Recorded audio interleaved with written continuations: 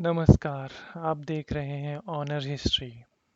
नवरात्रि के इस पावन अवसर पर हम ऑनर हिस्ट्री पर शुरुआत कर रहे हैं माँ दुर्गा के 9 रूपों की विशेष श्रृंखला। इस विशेष श्रृंखला में हम जानेंगे माँ दुर्गा के 9 स्वरूपों का महत्व और उनकी कथाएं। आज इस श्रृंखला के पहले दिन हम जानेंगे माँ शैलपुत्री की पावन कथा। प्राचीन समय में प्रजापति दक्ष के घर एक कन्या का जन्म हुआ जिनका नाम रखा गया सती। सती जी बचपन से ही भगवान शिव को अपने पति के रूप में मानती थी। उनका मन, उनका जीवन और उनकी भक्ति पूर्ण रूप से भगवान शिव को समर्पित थी। कठोर तपस्या के पश्चात भगवान शिव जी ने सती जी को अपनी अर्धांगिनी के रूप में स्वीकार किया, किंतु यह विवाह सती जी के पिताजी दक्ष जी को स्वीकार नहीं था।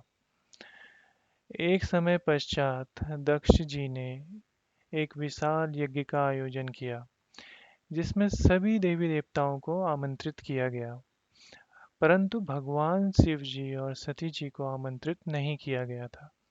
जब सती जी को ज्ञात हुआ तो उन्होंने वहां जाने की इच्छा प्रकट की।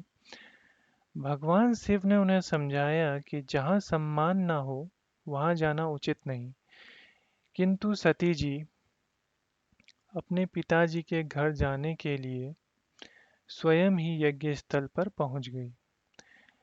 वहां उनका कोई सम्मान नहीं हुआ और प्रजापति दक्ष जी ने भगवान शिव जी का भी अपमान किया। यह अपमान सती जी को सहन नहीं हुआ। उन्होंने अपने मन में यह निश्चय किया कि जिस शरीर को उन्होंने भगवान शिव को समर्पित किया है वह इस अपमान को सहने योग्य नहीं है, और उन्होंने यज्ञ में अपने प्राण त्याग दिए।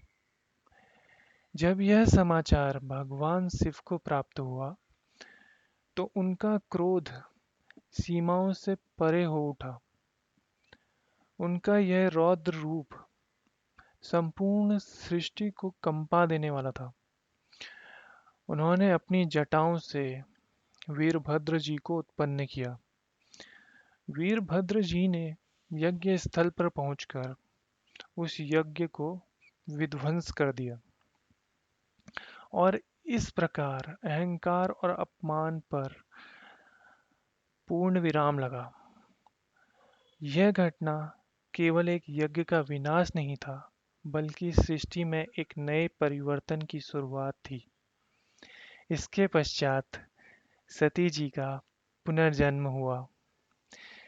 इस बार उनका जन्म पर्वतराज हिमालय के घर हुआ और उनका नाम रखा गया पार्वती जी। यही पार्वती जी आगे चलकर माँ शैलपुत्री के रूप में पूजी गई। शैलपुत्री अर्थात पर्वत की पुत्री। यह उनके जीवन की नई शुरुआत थी। माँ शैलपुत्री का रूप अत्यंत शांत और दिव्य है।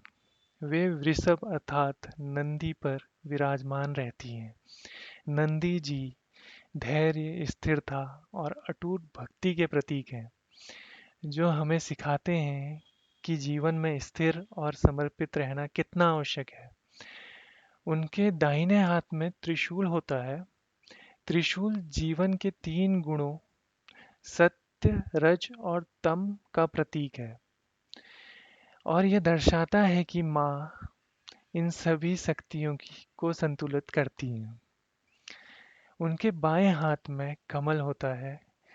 कमल पवित्रता और शुद्धता का प्रतीक है, जो हमें सिखाता है कि संसार में रहते हुए भी मन को निर्मल और शांत रखना चाहिए। यह स्वरूप स्थिरता, धैर्य और आध्यात्मिक शक्ति का प्रतीक है। नवरात्रि के प्रथम दिन माँ शैलपुत्री की पूजा का विशेष महत्व होता है। माँ शैलपुत्री हमें यह संदेश देती हैं कि जीवन में हर अंत के बाद एक नई शुरुआत होती है। साथ ही स्थिरता और मजबूत आधार आगे बढ़ने के लिए अत्यंत आवश्यक है। यह थी माँ शैलपुत्री की पावन कथा।